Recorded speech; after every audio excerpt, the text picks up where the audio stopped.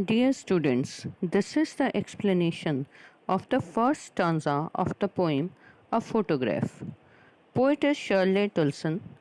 In the poem, the poet conveys her emotions to her readers.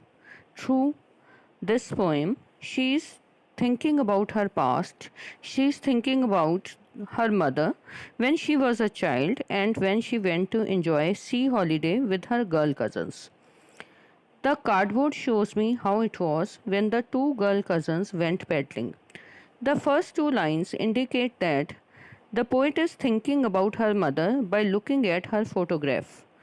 The cardboard here refers to the photo frame which is holding the photograph. The word cardboard itself denotes past, as in past the photo frames used to be of cardboard. The cardboard shows me how it was when the two girl cousins went paddling. The cardboard is showing, the photograph on the cardboard is showing that the two girl cousins were with the mother when they went for enjoying sea holiday. Paddling here refers to paddling in sea water. They have gone to enjoy sea holiday. The photograph is depicting or has captured the incident when mother went to enjoy a sea holiday with her two girl cousins, each one holding one of my mother's hands. And in the photograph, it is seen that each of the girl cousin is holding one of her mother's hands. It means that each hand of the mother is held by the girl cousin one by one. It means that the mother must be standing in the middle and the girl cousins were standing on her sides. And she, the big girl, she here refers to mother. In the photograph, it is seen that mother is bigger than the two girls. It means that either she is taller than the two girls or she is elder in age to the other two girl cousins. Some 12 years or so. In the photograph, the mother seems to be of 12 years or so. All three stood still to smile through their hair. Students note down the poetic device alliteration over here. The repetition of the sound sir in the beginning of stood and still and smile shows that the use of poetic device alliteration is here. All three stood still to smile through their hair. All three here refers to the three girls who are visible in the photograph. The three girls are standing still and they are smiling through their hair. Through their hair refers to the fact that their hair are scattered on their faces because of sea winds. And all three stood still to smile through their hair. Again, students, I am telling you, use of alliteration is there in stood still, smile. Repetition of words, repetition of sounds, sir, is there in the beginning of these three words. And all three stood still to smile through their hair shows that the girls are posing for the photograph. At the uncle with the camera. Whom they are posing at? They are posing at uncle who is with the camera. It means that the four people were there at sea holiday, three girls who are visible in the photograph, and uncle as well, as mother knows that, as mother has told the poet that the photograph was clicked by their uncle. A sweet face, my mother's. The poet reflects on the idea, reflects on this thing that mother was looking very sweet in the photograph.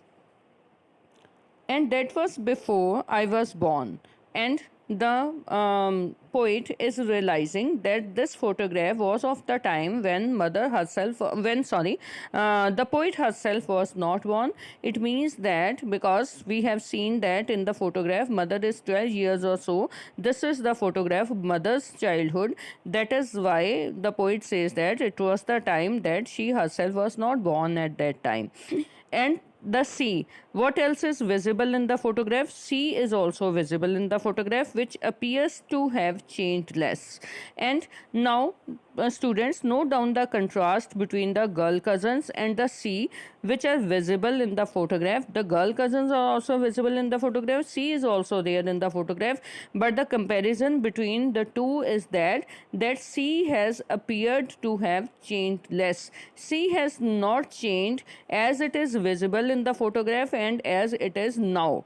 while the girl cousins, as they are visible in the photograph and as they are now, are very much changed, very much different from as they are now.